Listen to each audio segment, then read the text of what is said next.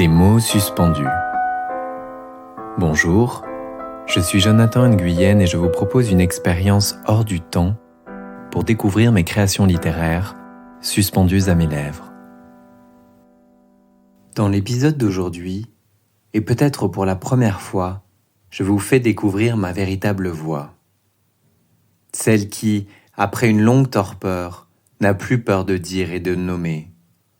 Celle qui scande et qui rythme le verbe dans un style incantatoire où l'oralité prend tout son sens.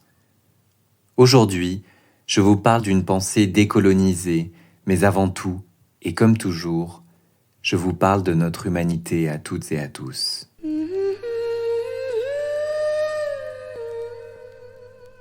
Au commencement était le sommeil. Je dormais profondément dans un cocon velouté. Ma léthargie s'étirait à l'infini, comme les enchantements de tous ces dessins animés qui m'ont longtemps bercé. Je ne ressemblais jamais à leurs héros, mais je voulais être comme eux. Moi et mes yeux en amande, moi et mes cheveux raides et soyeux. C'est à l'école que j'ai pris une couleur. Dans un éclair fulgurant, on m'a dessiné avec un crayon de couleur, celui du jaune primaire. Dans un éclair fulgurant, on m'a décrété « Je suis devenu jaune ». Jaune, cela se peut-il vraiment ? Moi, je me voyais presque noir en rentrant des vacances d'été. Je me délectais de ce teint hâlé, de cette peau mate qui disait l'ailleurs. Mon ailleurs inconnu où le soleil incandescent émeut la peau de sa moite chaleur. Jaune. J'ai longtemps ri. Acides étaient les paroles et les moqueries au vitriol, quand la pensée d'un autre temps raillait mon absence de pilosité, meurtrissait ma masculinité, caressait mon exotisme sexualisé. On disait que c'était pour rigoler. On dit même aujourd'hui qu'on ne peut plus rire de rien, qu'on prenait par là des minorités. Ceux qui ne rient pas se taisent, tels de silencieux complices, car qui ne dit mot consent. Dans un rôle ou dans l'autre, l'humanité se perce les flancs. Peut-il y avoir de l'humour sans renvoyer à la différence ? Peut-il y avoir de l'humour prononcé avec amour ? En silence, j'attendais que l'onde de choc me traverse, ce trauma qui sidère l'âme et ne laisse jamais indemne. J'ai baissé la tête, j'ai fait le dos rond, comme tant d'autres avant moi, un stratagème maintes fois éprouvé, pour passer entre les gouttes, pour ne pas faire de vagues, pour envoyer l'image de l'asiatique travailleur et docile, qui me collait à la peau comme un déguisement dont on m'avait affublé. Je ne voulais pas créer de malaise avec ma trop grande complexité, avec mon drôle de métissage. C'était ça, la République universaliste. En vérité, je vous le révèle, j'étais heureux quand on me disait que je n'avais pas l'air asiatique. Discret soupir de soulagement, indicible trahison de qui j'étais. Oui, je voulais être comme eux, je voulais être vraiment français. Même quand je leur répondais blanc-bec, une injure qui sonnait creux pour ceux qui ont érigé le blanc comme la couleur d'une race supérieure, des grands explorateurs, des civilisateurs, des scientifiques et historiens. On utilise encore en Asie des crèmes pour se blanchir la peau. C'est dire l'empreinte laissée par le fantasme européen.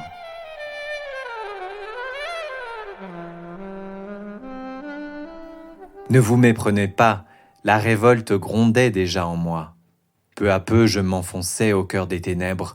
Je mesurais l'étendue de l'injustice, par ce mythe mensonger de l'égalité, par cette histoire unique prêchée dans l'enseignement et l'espace public.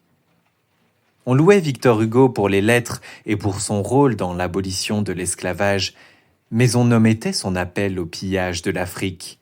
« Allez, peuple, emparez-vous de cette terre, prenez-la !»« À qui ? À personne !» lança-t-il sous un tonnerre d'applaudissements. On louait Jules Ferry pour ses bienfaits sur l'éducation, mais on taisait son rôle dans les colonies. Au nom d'une république universelle, c'était un droit, car un devoir de civiliser les races inférieures. Ces grands hommes parlaient de barbarie, de sauvagerie, des mots qui désignent aux mots qui définissent. Mais les vrais barbares, qui ont-ils été?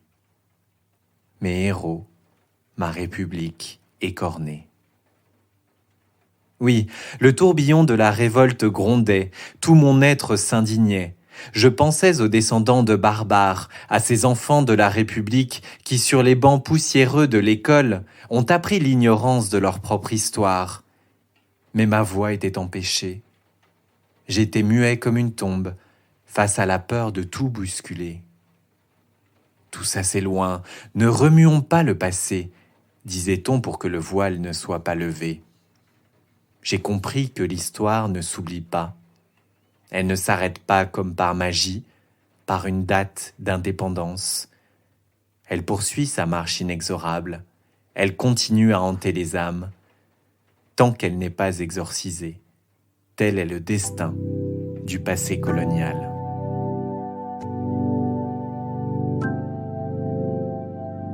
L'heure est maintenant à l'éveil. Appel d'air et élan de liberté, du papillon qui enfin s'extrait de sa chrysalide fissurée. Le temps a été précieux. Chaque seconde égrenée portait en elle un sens caché.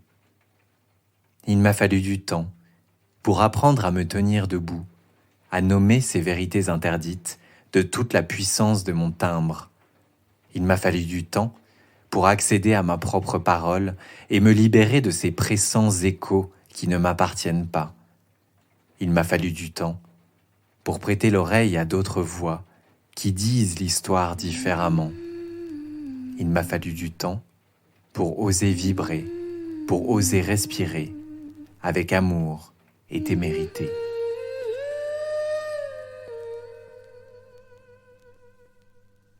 Aujourd'hui, je marche dans le sillage de celles et ceux que les archives ont oubliés, ces grands explorateurs de la liberté qui se sont battus dans la poussière et les larmes, là où l'humanité s'était retirée. Je marche, nous marchons, pour retrouver leurs empreintes dans les sables mouvants de l'histoire, pour leur insuffler une nouvelle vie et raviver leur flamboyant feu sacré, tel de nouveaux Prométhée. Il y en a tant qu'il faudrait nommer. Une constellation d'illustres inconnus qui ont pourtant façonné le monde, loin de l'image de victimes ou barbares que l'Occident leur a prêtée. Aujourd'hui, j'ai l'audace de réveiller les morts pour les rappeler à notre mémoire. Je nomme Mary Nyanjiru, fille du peuple Kikuyu, qui s'est élevée contre le joug britannique au Kenya, contre la ségrégation des Noirs, contre le travail forcé des femmes dans les plantations de café. Celle qui, entre chants, prières et danses, conduit les siens à la rébellion. Prophétique de la lutte des Mao Mao, celle qui fut plus homme que les hommes, en osant révéler sa nudité. Celle qui, suite à une balle perdue, reste à célébrer chaque soir à la veillée. Je nomme Abdelkrim El-Khattabi, fils des peuples berbères, unificateur de la résistance des tribus aux invasions espagnoles et françaises. Celui qui proclame la République du Rif sur ces collines aux éclats verdoyants de sapins, de pins noirs et de cèdres de l'Atlas où souffle le vent du divin. Celui qui, après 5 ans de liberté, se rend pour sauver les siens du déluge de feu qui s'abat. Celui dont l'épopée fascinera bien d'autres insurgés, de Ho Chi Minh à Che Guevara. Je nomme enfin Sarojini Naidu, fille de l'Inde aux multiples visages, poétesse charismatique et chef politique, celle qui lutte avec Gandhi pour l'indépendance, dans l'amour et la non-violence, celle grâce à qui les femmes trouvent leur voie pour s'élever contre le prix du sel qui enlève aux pauvres jusqu'au goût de la vie. Tout au long de leur marche, les prières résonnent. On entend « Shanti, Shanti, Shanti ». Par ces mots, je rends grâce à leur courage illuminé, à leur résistance méconnue, au souffle ardent qu'ils ont répandu lorsque la dignité était piétinée. Par ces mots, je rends grâce à leur lutte qui vibre d'une humanité qui n'est qu'une. Je marche. Nous marchons jusqu'aux confins du monde, Afrique, Asie, Amérique, Océanie. Notre voyage n'a peut-être pas de fin. Trouvons enfin nos libertés, autorisons les mémoires interdites, réveillons les imaginaires endormis, épousons ce souffle salvateur de l'histoire remise à l'endroit, de l'histoire brossée à rebrousse-poil, pour mieux éveiller les consciences. Il ne s'agit ni de revanche ni de colère, mais de mettre au jour d'autres vérités. C'est un voyage collectif, sans oppressé ni oppresseur. C'est un voyage de guérison pour notre humanité meurtrie. Moi, Jonathan Wang Nguyen, poète métis de France et du Vietnam qui a fait de la Belgique sa terre d'accueil. Je célèbre aujourd'hui ma parole souveraine en tout instant. Par mon chemin de vie, j'ai appris à vibrer du jaune, la couleur primaire et fondamentale dont découlent tant d'autres nuances. La couleur de la créativité, mais aussi celle du moelleux de la mangue, qui nous adoucit par sa saveur sucrée, celle des citrons acidulés de menthon que l'on sirote dans la fièvre de l'été, celle du jaune des fleurs de luzerne arborescentes qui se détachent sur une mer déchaînée. Je suis, nous sommes, toutes les couleurs, jaillissant comme des sources sur une toile qui s'anime soudain de reflets phosphorescents. J'appelle toutes ces autres couleurs à résonner comme ma voix dans le monde entier. De ma bouche, je fais ondoyer les cœurs. De mon souffle, je redonne vie aux invisibles. De mes mots, j'illumine de nouveaux horizons.